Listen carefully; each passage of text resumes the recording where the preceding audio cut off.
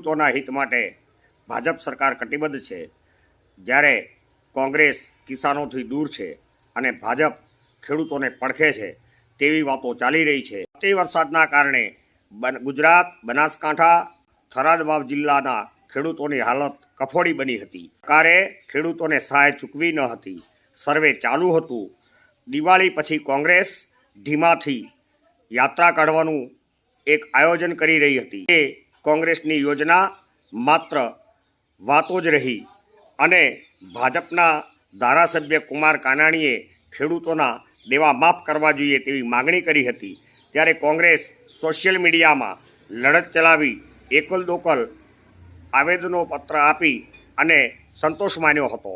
અને ભાજપ સરકાર ખેડૂતોની હાલાકી નિવારવા માટે પ્રતિબદ્ધ છે તેવી પ્રતીતિ કરાવતા 7 નવેમ્બરે ભૂપેન્દ્રભાઈ પટેલની સરકારે 10,000 કરોડ રૂપિયાનું રાહત પેકેજની જાહેરાત કરી હતી. ત્યારે જાણીએ વિગતવાર. તે પહેલાં જોઈએ પૂર્વ ભૂમિકા. વર્ષ 2015માં ગુજરાતમાં ભારે વરસાદના કારણે પૂર આવ્યા હતા. ઉત્તર ગુજરાતમાં સૌથી વધુ પ્રભાવિત થયો હતો બનાસકાંઠા અને થરાદ વાવ વિસ્તાર. એમાં 40 લોકોના મોત થયા હતા. 8,000 ઉપર નાના પશુઓ અને 42,000થી વધુ મોટા પશુઓના મૃત્યુ થયા હતા. 2,000 કરોડનું પશુધનનું નુકસાન થયું હતું. તે સમયે બનાસકાંઠા જિલ્લાના ઇન્ચાર્જ મંત્રી અને વાવ વિસ્તારના ધારાસભ્ય શંકર ચૌધરી ત્વરિત પૂરગ્રસ્ત વિસ્તારમાં પહોંચી તુરંત કાર્યવાહી કરી હતી અને 31 જુલાઈ 2015ના રોજ મુખ્ય સચિવ GR ઓલરિયાને સાથે મળીને પત્રકારોને બ્રીફિંગ આપ્યા હતા. અને તે સમયે બનાસકાંઠામાં ભાજપમાં માત્ર 2 ધારાસભ્યો હતા, જ્યારે કોંગ્રેસના 6 ધારાસભ્યો હતા, જેઓ દક્ષિણના કોઈ રિસોર્ટમાં મહાલતા જોવા મળ્યા હતા. આમ કોંગ્રેસ તે સમયે પણ કિસાનોથી દૂર રહી હતી.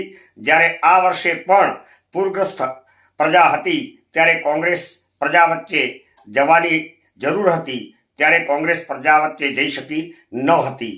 એકલ દોકલ વાવ થરાદ વિસ્તારના કોંગ્રેસના ધારાસભ્ય અને અગ્રણીઓ ગયા હતા. કોંગ્રેસે પૂરગ્રસ્ત વિસ્તારના લોકોની સેવા કરવાની જરૂર હતી, પરંતુ આ તક તેઓ ઝડપી શક્યા ન હતા. અને કોંગ્રેસ દિવાળીના પછી ધરણીધર ઢીમાથી એક યાત્રાનું આયોજન કર્યું હતું.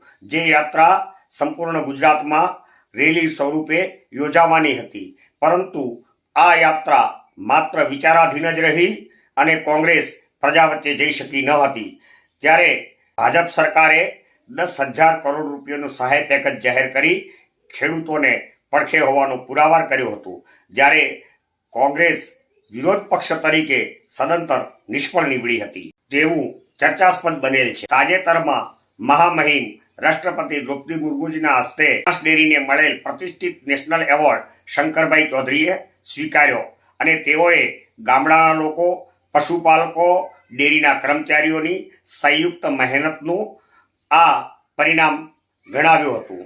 શંકરભાઈ ચૌધરી જમીની નેતા છે. તેઓ પોતાની સંમોહિત મુસ્કુરાહટ અને સંભાષણથી ગુસ્સે થયેલા, રિસાયેલા લોકોને મનાવી શકે છે, પ્રજાજનોને પણ મનાવી લે છે. ત્યારે જોઈએ સરકારની ખેડૂતલક્ષી સહાય વિશે. દેશના ખેડૂત એ દેશની અન્ન અને આર્થિક સમૃદ્ધિની ધરી છે. વડાપ્રધાન શ્રી નરેન્દ્ર મોદીના નેતૃત્વમાં ભારત સરકારે ખેડૂતોની આવક બમણી કરવાનો સંકલ્પ કર્યો છે. પ્રધાનમંત્રી કિસાન સન્માન નિધિ અંતર્ગત 2025-26ના બજેટમાં આ યોજના હેઠળ દર વર્ષે 6,000થી સહાય વધારી 8,000 કરવાની જાહેરાત કરવામાં આવી છે. ડિસેમ્બર 2025થી આ વધારાનો લાભ 12,000 કરોડથી વધુ ખેડૂતોને મળશે. 2025 માટે કિસાન ક્રેડિટ કાર્ડ દીઠ વ્યાજદર 7% ઘટાડી 4% કરવામાં આવ્યો છે. આવા અનેક લાભ સાથે જોઈએ આપણે ગુજરાત ઓક્ટોબર 2025ના અંતમાં આવેલા કમોસમી વરસાદને કારણે ખરીફ પાકનું નુકસાન થયું હતું, જેમાં 42 લાખ હેક્ટર જમીન અને 17 લાખથી વધુ ખેડૂતો પ્રભાવિત થયા હતા. ત્યારે ગુજરાતના મુખ્યમંત્રી શ્રી ભૂપેન્દ્ર પટેલ 7 નવેમ્બરે 2025ના રોજ ખેડૂતો માટે 10,000 કરોડનો વિશેષ રાહત પેકેજની જાહેરાત કરી હતી. આ પેકેજમાં ખેડૂતોને સીધા બેંકમાં ડાયરેક્ટ બેનિફિટ ટ્રાન્સફર દ્વારા સહાય આપવામાં આવશે. આ પાકને પ્રતિ હેક્ટરે 22,000 સુધીની એકરૂપ સહાય જે મહત્તમ 2 હેક્ટર સુધી મર્યાદિત છે. વાવ, થરાદ અને પાટણ જિલ્લાઓમાં જમીન સુધારણા માટે વિશેષ 20,000 પ્રતિ હેક્ટરની જોગવાઈ છે. કેટલાક જિલ્લાઓમાં રવિ પાકના પિયત માટે વીજળી 10 કલાક સુધી વધારી છે. અને તાજેતરમાં બનાસ ડેરીને જે એવોર્ડ મળ્યો તે બાબતે જોઈએ તો પ્રધાનમંત્રી શ્રી નરેન્દ્રભાઈ મોદીના વિઝન અને ગામડાના લોકોની સમૂહ શક્તિના સંકલન થકી જળ સુરક્ષા અને દૂરંદેશી વિઝન કેચ ધ રેન જળ જીવન મિશન છે.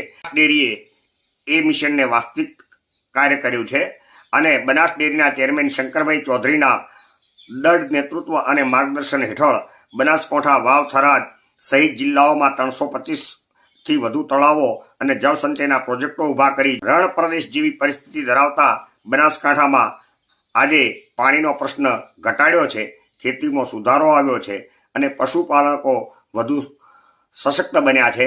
ત્યારે ભાજપ ખેડૂતોને પડખે છે, જ્યારે કોંગ્રેસ કિસાનોથી દૂર રહી હોવાનું ચર્ચાઓ ચાલી રહી છે. ત્યારે આવી તટસ્થ સમીક્ષા અને તટસ્થ સમાચારો જાણવા માટે ચેનલને લાઈક કરો, સબસ્ક્રાઇબ કરો.